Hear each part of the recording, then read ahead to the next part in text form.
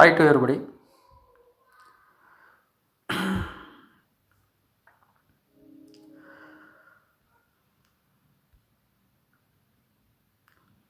Hi. Today we are discussing about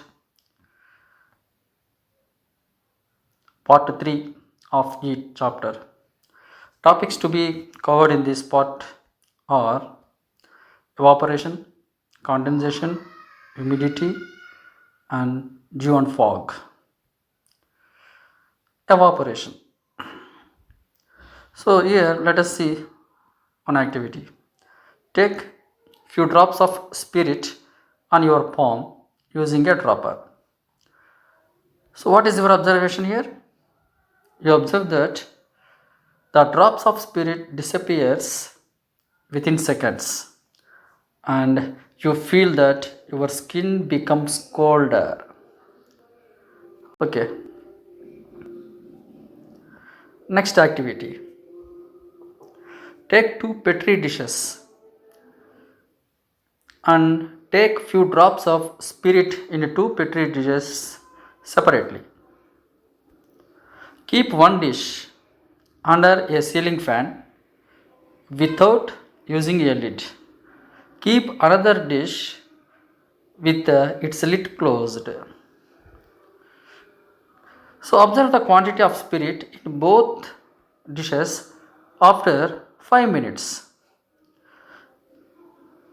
So we have to take some spirit in two petri dishes. So one dish is to be opened, another one should be closed. Okay. So at the beginning, spirit in petri dish is present, and also the spirit is present in a petri dish which is having a lid. So we have to observe after 5 minutes. So we may notice that there will be no spirit in the petri dish which is not having lid. Next, but there is some spirit is left in the other petri dish which is closed. So here, what's our observation? Spirit in the dish that is kept under the ceiling fan disappears, whereas some spirit is left in the lidded dish. So what could be the reason for this? Let us assume. So, in any liquid, the molecules collide with each other so that they move and vibrate so quickly that they escape into the atmosphere as molecules of vapor. So, this is known as evaporation. So, in any liquid, the molecules collide with each other to try escape from the surface of the liquid, and they go into the surrounding atmosphere. So this process is called evaporation. Thus, when a liquid is exposed to air, the molecules at that surface keep on escaping from the surface till the entire liquid disappears into air. During the process of evaporation, the energy of the molecules inside the liquid decreases and they slow down. They transfer this energy to escaping molecules during the collisions.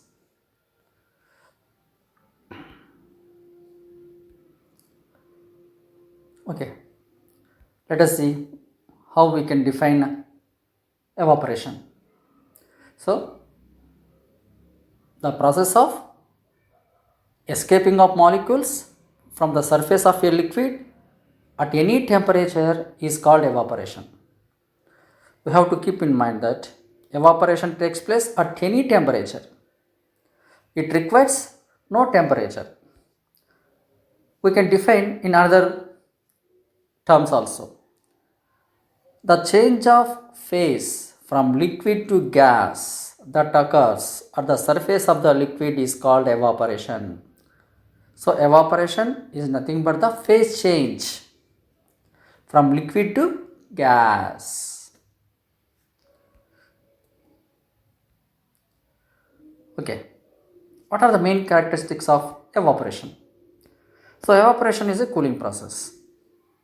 How can we say evaporation is a cooling process? Because the particles of liquid continuously give up their energy to the particles that are escaping from the surface. That means particles inside the liquid losing their energy. Losing their energy means there is a decrease in its temperature. So, temperature of a system falls during evaporation. Evaporation is a surface phenomena. Evaporation always takes place only at the surface of the liquid. Okay, what are the factors that affect rate of evaporation? 1. Surface area. 2. Temperature. 3. Humidity. 4th one is air pressure. If air pressure is high on the surface of water, then the water will not evaporate easily. The water will not evaporate easily. So these are the 4 factors which affects rate of evaporation. Okay, let us see daily life examples for evaporation. When wet clothes dry, water in the clothes disappears. So this is due to evaporation of water molecules. When we do work, we spend our energy mostly in the form of heat energy from the body.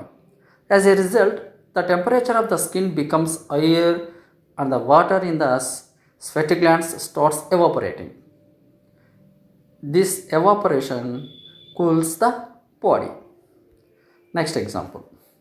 Evaporation is the important part of the water cycle. What is a water cycle? You know that water from oceans, water from lakes, water from rivers evaporates to form clouds. Again, clouds give rain. This rain again goes to rivers or oceans like that. So, this cycle continuously occurs. So, this is called water cycle. Next, condensation. What is condensation? Let us see. Here we have to pour some cold water into a glass tumbler. When we pour cold water into the glass tumbler, we can observe some droplets, some water droplets are formed on the surface of the glass tumbler. So why these droplets are forming on glass tumbler? When the molecules of water in air strike the surface of the tumbler, which is cool, they lose their kinetic energy, which lowers their temperature and they get converted into droplets. The energy lost by the water molecules in air is gained by the molecules of the glass tumbler. So when vapor which is present in the air, these vapor molecules collide with the glass tumbler, they lost their energy. When they lost their energy, phase changes occurs. That means gaseous state is changes into liquid state. So we can say that it is the reverse process of evaporation. So condensation is the reverse process of evaporation. Hence, the average kinetic energy of the glass molecules increases. In turn, the energy is transferred from glass molecules to the water molecules in the glass. So the average kinetic energy of water molecules in the tumbler rises. Hence, we can conclude that the temperature of the water in glass increases. This process is called condensation.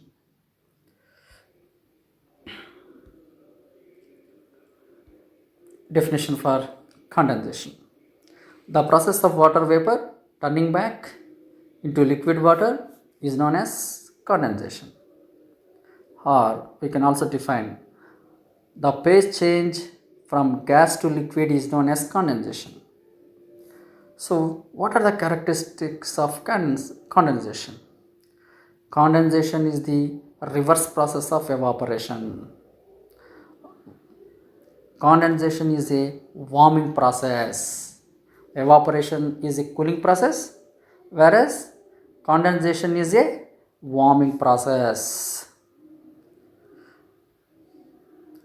Examples for condensation: we feel warm after finishing our bath under the shower on a hot day. In the bathroom, the number of vapor molecules per unit volume is greater than the number of vapor molecules per unit volume outside the bathroom. When you try to dry yourself with a towel, the vapor molecules surrounding you condense on your skin, and this condensation makes you feel warm. Morning dew on the grass. So, this is one example for condensation. So, usually we see this in winter season. Next, fog in the air. This one is also appears only in a winter season. Fog formation on a mirror. Sometimes we can observe some fog is formed on a mirror. That is also example for condensation. Humidity. So, what is humidity? The amount of water vapor present in air is called humidity. Some vapor is always present in air. This vapor may come from evaporation of water from the surface of rivers, lakes, ponds, and from the drying of wet clothes, and from the drying of wet clothes, sweat, and so on. Next, dew and fog. Let us know what is dew. The water droplets condensed on surfaces are known as dew. Water droplets condensed on surfaces are known as dew. Examples for this one: during winter, in early morning, water droplets are formed on window panes, flowers, grass, etc. How this is formed? So here we have one picture. Dew is formed on the grass. How this dew is formed?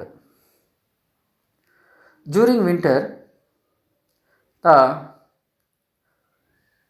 during winter nights, the atmosphere temperature goes down.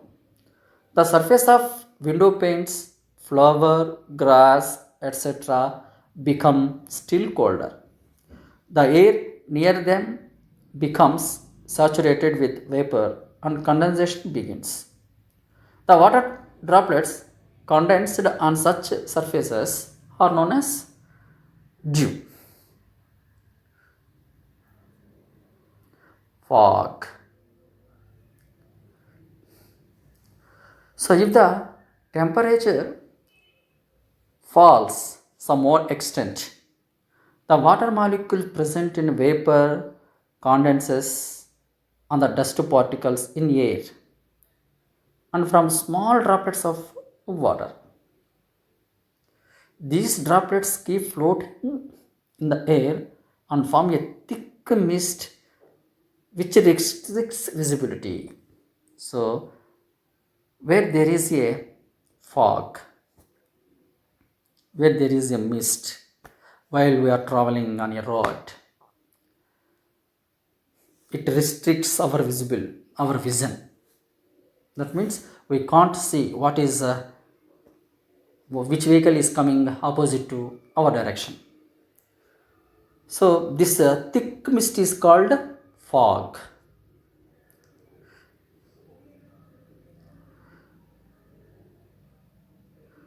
End of part 3. Bye. We'll meet again.